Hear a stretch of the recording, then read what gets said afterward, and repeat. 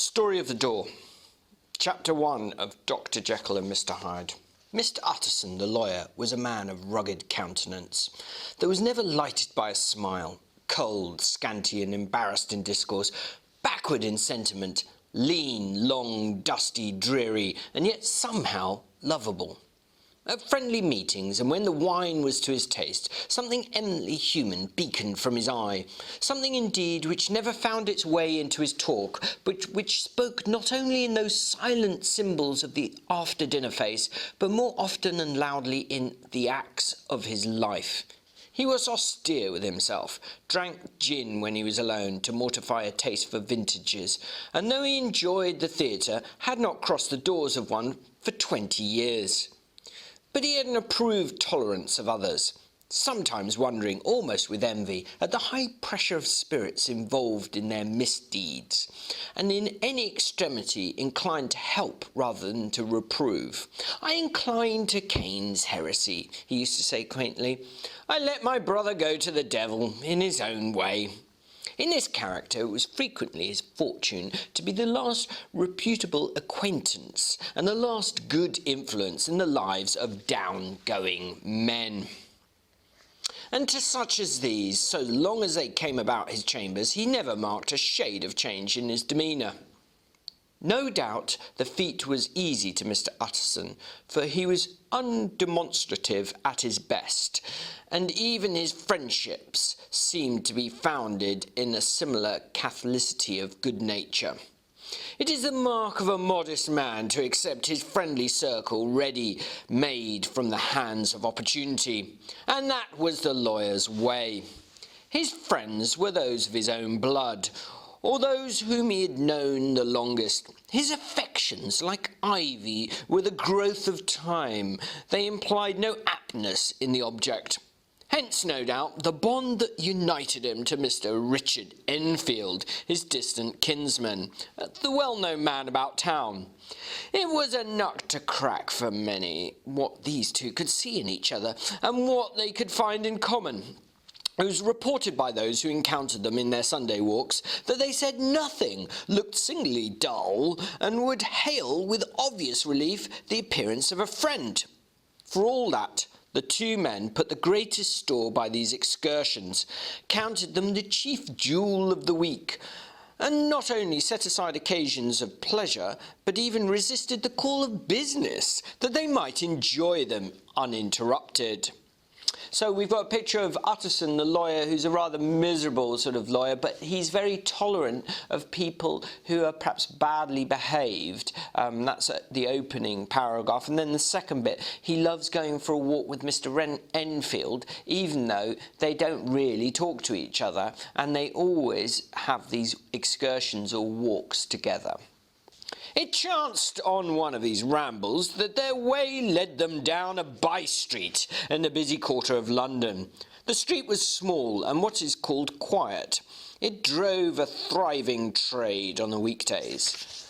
The inhabitants were all doing well, it seemed, and all emulously hoping to do better still, and laying out the surplus of their gains in coquetry, so that the shop fronts stood along that thoroughfare with an air of invitation, like the rows of smiling saleswomen.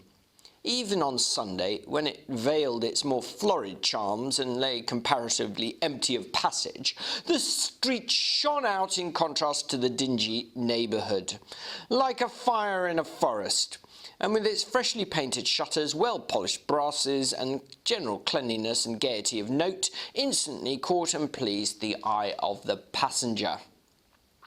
Two doors from one corner, on the left hand going east, the line was broken by the entry of a court, and just at that point a certain sinister block of building thrust forward its gable on the street. It was 2 stories high, showed no window, nothing but a door on the lower story, and a blind forehead of discoloured wall on the upper, and bore in every feature the marks of prolonged and sordid negligence. The door, which was equipped with neither bell nor knocker, was blistered and disdained. Tramps slouched into the recess and struck matches on the panels. Children kept shop upon the steps. The schoolboy had tried his knife in the mouldings. And for a close on a generation, no one had appeared to drive away these random visitors or to repair their ravages. Mr. Enfield and the lawyer were on the other side of the by-street, and when they came abreast of the entry, the former lifted up his cane and pointed. "Did you ever remark that door?" he asked, when his companion replied in the affirmative. "It is connected in my mind," he added, "with a very odd story." "Indeed," said Mr. Utterson in a slight change of voice. "And what was that?" "Well, it was this way," returned Mr. Enfield. "I was coming home from some place at the end of the world about 3 o'clock of a black winter morning, and my way lay through a part of town where there was literally nothing to be seen but lamps, street after street, and all the folks asleep, street after street, all lighted up as if for a procession, and all as empty as a church, till at last I got into that state of mind when a man listens and listens and begins to long for the sight of a policeman.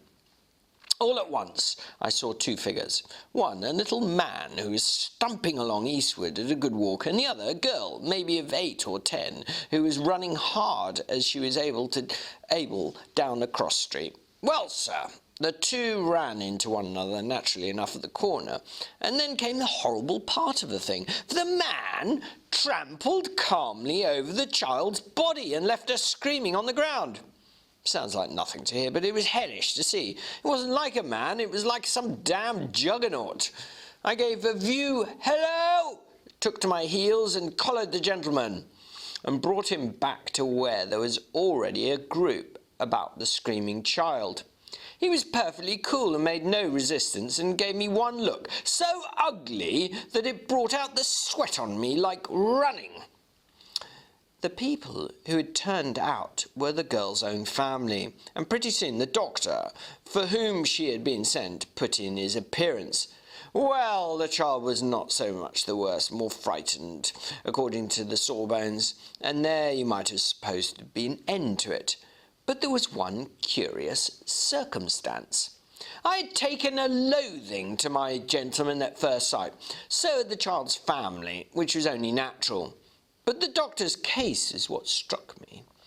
He was the usual cut-and-dry apothecary of no particular age and colour, with a strong Edinburgh accent, and about as emotional as a bagpipe. Well, sir, he was like the rest of us. Every time he looked at my prisoner, I saw that Sawbones turned sick and white with a desire to kill him. I knew what was in his mind, just as he knew what was in mine, and killing being out of the question, we did the next best. We told the man we could and would make such a scandal out of this as should make his name stink from one end of London to the other. If he had any friends or any credit, we undertook that he should lose them. And all the time, as we were pitching it red hot, we were keeping the women off it as best we could. For they were as wild as harpies. I'd never seen such a circle of such hateful faces. And there was the man in the middle with a kind of black, sneering coolness. And frightened too, I could see that. And carrying it off, sir, really like Satan. "If you choose to make capital out this accident," he said, "I am naturally helpless. No gentleman but wishes to avoid a scene," says he. "Name your figure." Well, we screwed him up to £100 for the child's family, and he would have clearly liked to stick out. But there was something about the lot of us that meant mischief, and at last he struck. The next thing was to get the money. And where do you think he carried us? But to that place with the door. Whipped out a key, went in, and presently came back with a matter of £10 in gold and a cheque for the balance on Coots, drawn payable to the bearer, and signed with a name that I can't mention, though it's one of the points of my story. But it was a name, at least very well known and often printed. The figure was stiff, but the signature was good for more than that, if only it was genuine.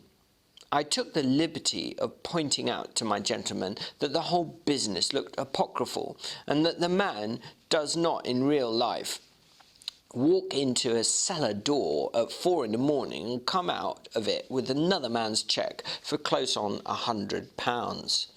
He was quite easy in sneering. "Set your mind at rest," says he. "I will stay with you till the bank's open and cash the cheque myself." So we all set off, the doctor, the child's father, and our friend and myself, and I passed the rest of the night in my chambers, and the next day, when we had breakfasted, went in a body to the bank. I gave in the cheque myself, and said I had every reason to believe it was a forgery. Not a bit of it. The cheque was genuine. "Tut, tut," said Mr. Utterson. "I see you feel as I do," said Mr. Enfield. "Yes, it's a bad story, for my man was a fellow that nobody could have to do with, a really damnable man, and the person that drew the cheque is the very pink of proprieties, celebrated too, and what makes it worse, one of your fellows who do what they call good. Blackmail, I suppose. An honest man paying through the nose for some of the capers of his youth. Blackmail House is what I call that place with the door, in consequence, though even that, you know, is far from explaining it all," he added, and with the words fell into a vein of musing. From this he was recalled by Mr. Utterson, asking rather suddenly, "And don't you know if the drawer of the cheque lives there?" "A likely place, isn't it?" returned Mr. Enfield. "But I happen to have noticed his address. He lives in some square or other." "And you never asked about the place with the door?" said Mr. Utterson. "No, sir, I had a delicacy," was the reply. "I feel very strongly about putting questions. It partakes too much of the style of the Day of Judgment. You start a question, and it's like starting a stone. You sit quietly on top of a hill, and away the stone goes, starting others. And presently some bland old bird, the last you would have thought of, is knocked on the head in his own back garden, and the family have to change their name. No, sir, I make it a rule of mine, the more it looks like Queer Street, the less I ask." "Very good rule, too," said the lawyer. "But I have studied the place for myself," continued Mr. Enfield. "It seems scarcely a house. There's no other door, and nobody goes in or out of that one but once in a while the gentleman of my adventure. There are 3 windows looking on the court on the first floor, none below. The windows are always shut, but they're clean. And then there is a chimney, which is generally smoking, so somebody must live there.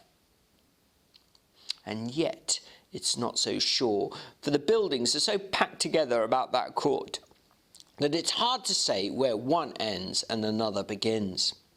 The pair walked on again for a while in silence, and then, "Enfield," said Mr. Utterson, "that's a good rule of yours." "Yes, I think it is," returned Mr. Enfield. "But for all of that," continued the lawyer, "there's one point I want to ask. I want to ask the name of that man who walked over the child." "Well," said Mr. Enfield, "I can't see what harm it would do. It was the name of Hyde." Said Mr. Utterson. "What sort of man is he to see?" "He's not easy to describe. There is something wrong with his appearance, something displeasing, something downright detestable. I never saw a man I so disliked, and yet I scarce know why.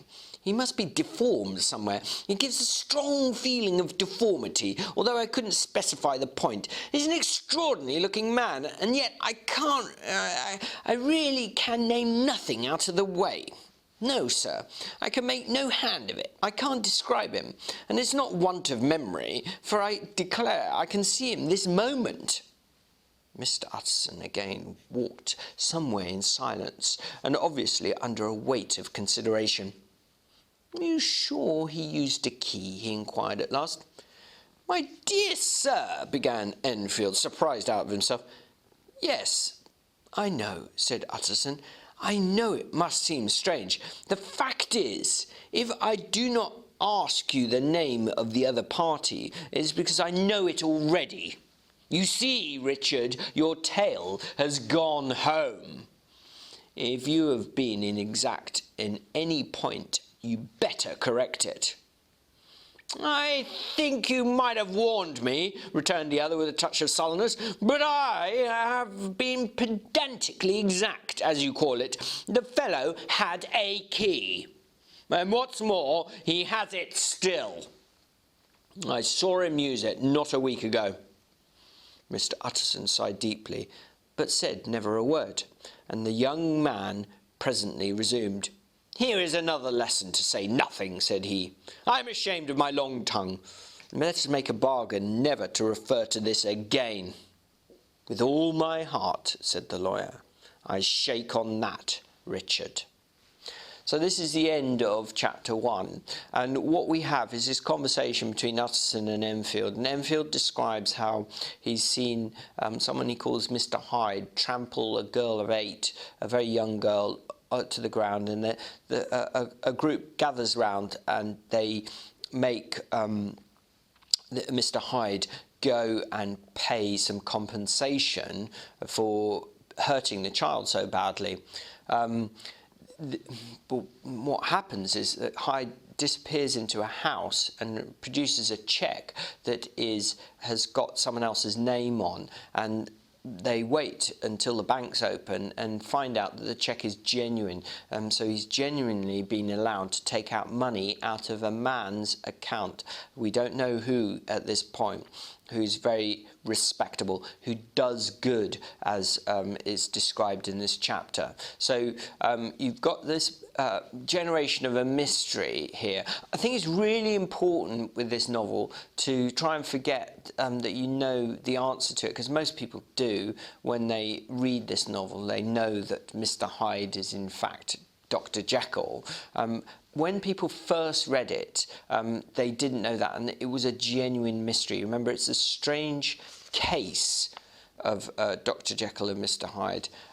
So it's a mystery story, and this opening chapter generates the mystery